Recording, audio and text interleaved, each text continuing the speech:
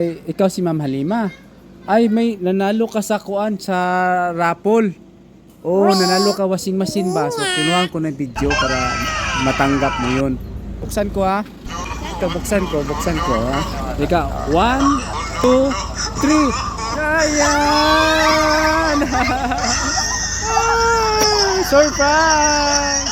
Okay, welcome po. Andito po tayo ngayon sa sasakyan. No? Andito si Ma'am Aisa. Ihatid ko po siya ng bayan ng Tulunan. So, galing ko siya ng ibang bansa. So, sinurbisa ang kanyang pamilya sa pag-uwi niya. So, ito si Ma'am. Ma'am, kumusta po ang pag-uwi niyo, Ma'am? Okay lang ba yung sa flight niyo? Okay naman. Okay, so, surprisahin natin yung mama mo, Ma'am. Anong pangalan ng mama mo, Ma'am? Halima. Halima. So, ito, babiyahin na kami papuntang Tulunan.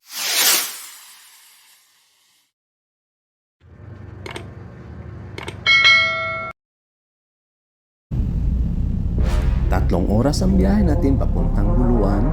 So dito kami dumaan sa Coastal Road at para makaiwas sa traffic. Talaga nga naman walang traffic dito. Ang ganda pa ng daan. Mag-i-enjoy ka pa sa panunod. Kailangan muna natin magpag-gas para makakarating tayo. Diesel max.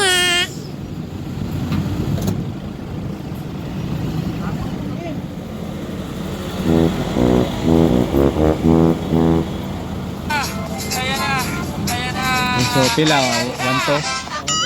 Full tank na. Sige, naisuludan akong tanki. At tuloy-tuloy na kami sa aming biyahe. At itong mga lugar ang dinaanan namin. Santa Cruz, Davao del Sur, ito yung mga wood carving product nila. Fishing at farming, ito yung mga pangungunahing hanap buhay nila rito. Tuloy-tuloy lang po tayo sa biyahe at napadaan tayo sa Digos City. Ito yung sentro ng Davao del Sur. Kung makikita po natin yung sa kaliwa, yan po yung papuntang General Santos City. So dito naman sa kanan, ito po yung papuntang Cotabato. So huminto lang po tayo no dahil nag-stop sign. Baka pag dumiretso tayo may nakaabang dyan na highway patrol. Huli tayo dyan.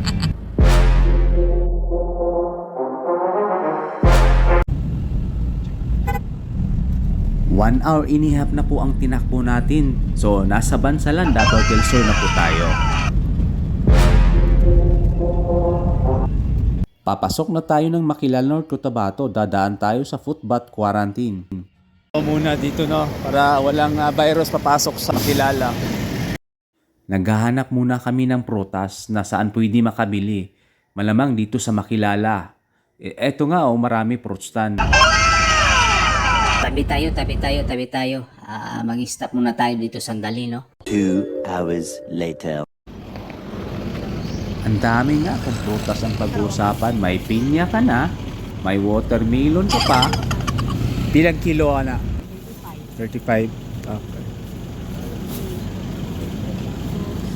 May mangosteen na maraming makuha ang binipit sa katawan at may mangga pang matamis, may orange pa, may apple pa, at may pomelo pa. Ang sarap dito, parang fruit salad na talaga. At tuloy-tuloy na kami sa aming biyahe. At ito na yung papuntang Tulunan.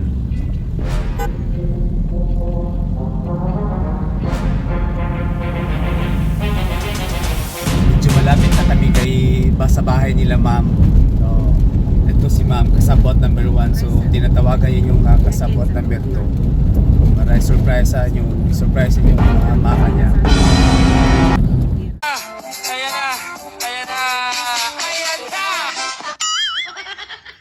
Maraming checkpoint ng Philippine Army na daanan namin. So wala na po tayong problema kahit dumaan po tayo ng gabi. Safe po tayo dito. 1 hour later. Ito yun sa inyo, Ma'am, papasok or Papasok. so natandaan mo na to, no? Tagal din nakauwi si Ma'am ba? So medyo nakalimutan yung daan.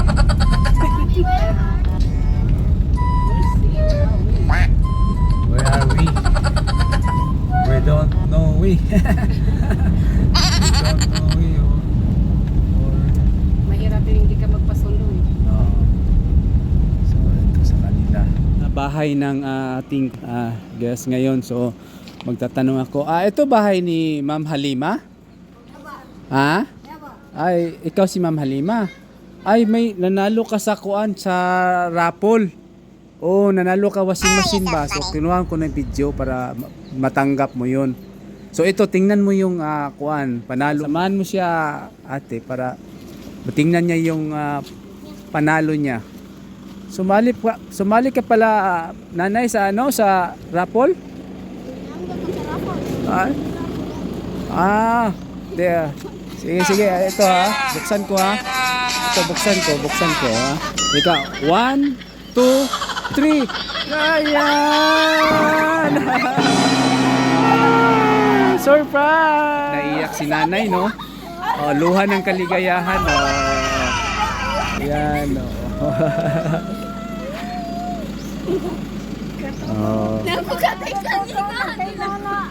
Nanay, ano feeling? Naniwala si nanay no na nanalo ka ng washing machine sa raffle? Pero sobra pala sa washing machine ba? Yung apo tsaka yung anak ko. Ayan.